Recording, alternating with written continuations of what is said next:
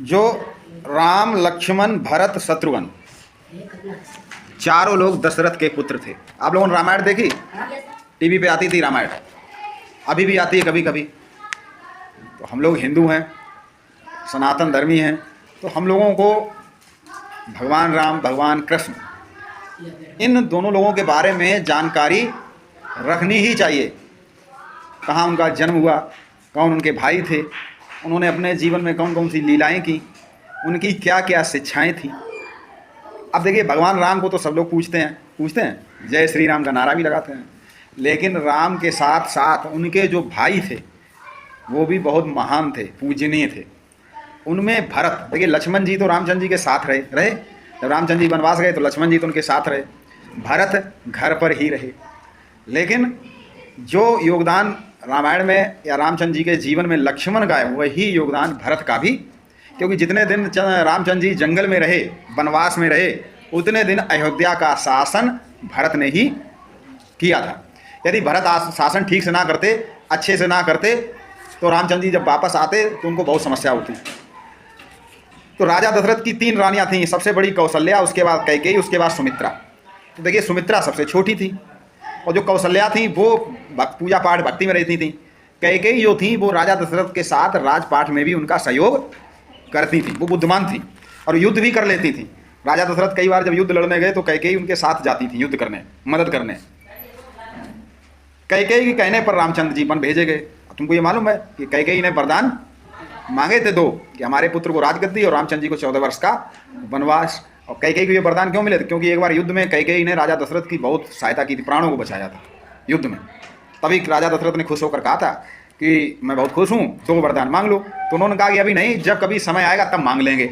जैसे लोग अपना बैंक में पैसा फिक्स कर देते, जमा कर देते कि ज़रूरत होगी तब निकाल लेंगे, इसी तरह उन्होंने अपने दोनों वरदान महाराज दशरथ के पास ही रख दिए कि भविष्य में जब हमें ज़रूरत होगी तब हम मांग लेंगे। और जब भगवान रामचंद्र जी का राज तिलक होने वाला था तो जो मंथरा थी उनकी दासी, उसने कैकेयी को भड़का दिया और कैकेयी उसकी बातों में आ गई।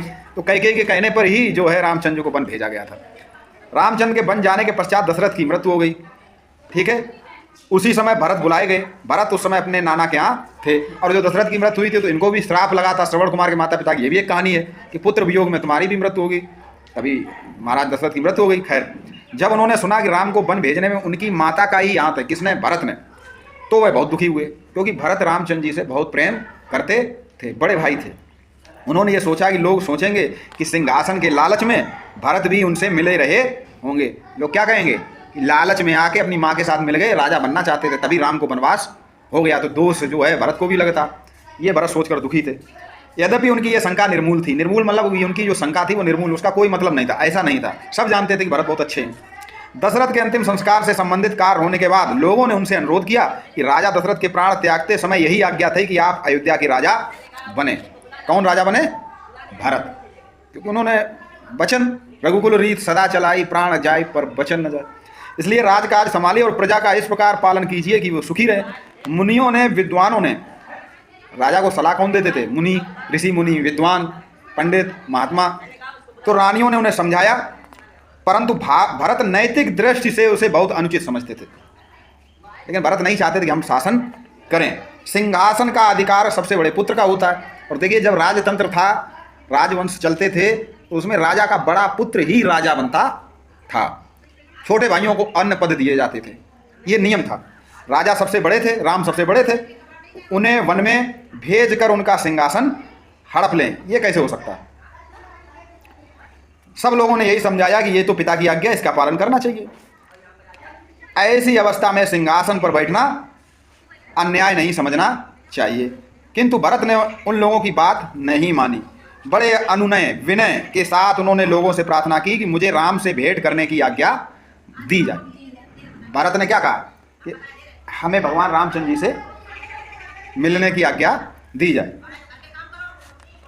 और उन लोगों से आज्ञा प्राप्त कर वे रामचंद्र से भेंट करके वन में गए। अनेक वन में घूमते, लोगों से पूछते, नदियों को पार करते वे उस पहाड़ पर पहुंचे जहां भगवान राम थे। राम को जब ये समाचार मिला तब सब कुछ छोड़कर वे सामने पहुंचे।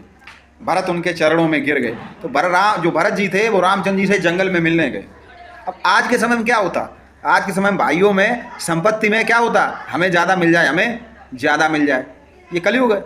और भरत राजा, उन्हें राजा बनने का अधिकार दिया गया, फिर भी वो राजा नहीं बनना चाहते, भगवान राम को ही राजा बनाना चाहते। तो वो रामचंद्र जी से मिलने गए।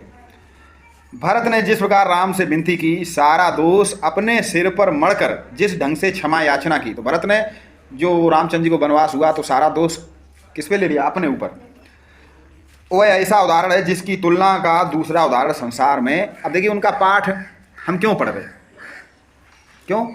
क्योंकि वैसा उदाहरण देखने को नहीं मिलता कि राजा बनने का मौका मिले और कहेंगे नहीं हमारे बड़े भाई ही राजा बनेंगे। आज के समय में मान लो कोई किसी की सड़क पे दुकान है, खूब अच्छी दुकान है, खूब चलती है, और अगर उस बुद्ध और पिताजी के 4 बच्चे हैं, तो हर बेटा यही चाहेगा इस कलयुग में कि वो दुकान हमें मिल जाए, हमें मिल जाए। ऐसे बहुत से ऐसे कि संपत्ति के बंटवारे में कि ये कोई अच्छी जगह है तो वो हमें मिल जाए, इस पर कोर्ट कचहरी हो जाती है। और भगवान राम के भरत कैसे थे, वो चाहते थे कि उनके भाई ही राजा बने। वो जंगल में मिलने गए। पिताजी की आज्ञा से तुम राज्य पर शासन करो। भरत ने राज्य को स्वीकार नहीं किया और कहा आपका राज्य है, नियम से विधान से आपको मिलना चाहिए, मेरा कोई अधिकार नहीं। तुलसीदास जी ने रामचरितमानस में इसका बहुत मार्मिक, अब देखिए इसका पूरा वर्णन अगर आपको पढ़ना है, पूरी कथा कैसे कैसे कौन कौन सी वहाँ बातें हुई, तो आपको रामचरितमानस है वहाँ पे आप पढ़ सकते हैं। ये किताब पे पाठ छोटा इसलिए थोड़ा बताया गया।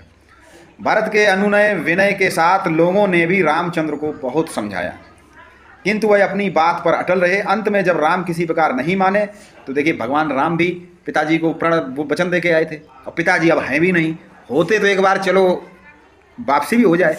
पिताजी नहीं है, लोग कहेंगे पिताजी नहीं रहे तो देखो वचन से भी पीछे हट गए, तो वो भी नहीं आए वापस। भरत के अनुनय विनय के साथ लोगों ने भी रामचंद्र जी को बहुत समझाया, किंतु वह अपनी बात पर अटल रहे। अंत में जब राम किसी प्रकार नहीं माने, तो भरत ने ये आज्ञा मांगी कि आपकी खड़ाऊं सिंहासन पर रखकर राज्य के दायित्वों का निर्वहन करूंगा। तो भरत किस शर्त पे माने कि रामचंद्र जी की खड़ाऊं को सिंहासन पर रखकर मैं शासन करूंगा, राज्य आपका ही रहेगा और मैं आपका प्रतिनिधि रहूंगा। प्रतिनिधि का मतलब क्या होता कि उनके स्थान पर, वो नहीं, मतलब वो नहीं है तो उनके प्रतिनिधि हैं, बात उन्हीं के, सिद्धांत उन्हीं के, केवल हम देख रेख करेंगे। ठीक है। भरत अयोध्या लौट आए और वहाँ उन्होंने सिंहासन पर राम की खड़ाऊं रखी और अपना रहन सहन तपस्वी के समान रखकर 14 वर्ष तक राजकाज संभाला। इतने दिनों तक उन्होंने बड़े विवेक, न्याय और धर्म से राज किया। तो जब तक रामचंद्र जी वापस नहीं आए, रावण से युद्ध करके सीता जी की खोज करके वापस, तब तक भरत ने शासन किया। और जब रामचंद्र जी वापस आ गए तो दोबारा से फिर राम का राज्याभिषेक किया गया और भगवान राम ही अयोध्या के राजा बने। तो देखिए भरत की कहानी हमने क्यों पढ़ी, क्योंकि भरत को सिंहासन मिला, फिर भी उन्होंने उसको स्वीकार नहीं किया। ये बात है त्रेता की। आज की बात तो बिल्कुल उल्टी है। आज तो लोग जो है, पिताजी माताजी गुजरे नहीं कि बक्सों की चाबियां अपने अंडर में कर लेते हैं कि कहीं दूसरा उसको। आज की स्थिति बहुत ख़राब है। इसलिए ये हम लोग पाठ पढ़ते हैं कि हम उनसे शिक्षा लें कि हमें बड़े, जो हमारे घर में बड़े हैं तो हमें उनका सम्मान करना चाहिए, और बड़ों को भी ये चाहिए कि वो छोटों का जो अधिकार है वो ना हड़प लें। ऐसा भी ना हो कि बड़े के छोटे बड़े पे विश्वास करे, बड़ा पता लगे कि सारा अपने अंडर कर ले, अंडर में हड़प ले और छोटों को कुछ ना मिले। तभी हम भरत की कहानी पढ़ रहे हैं कि राम जैसा भाई हो और भरत जैसा भी भाई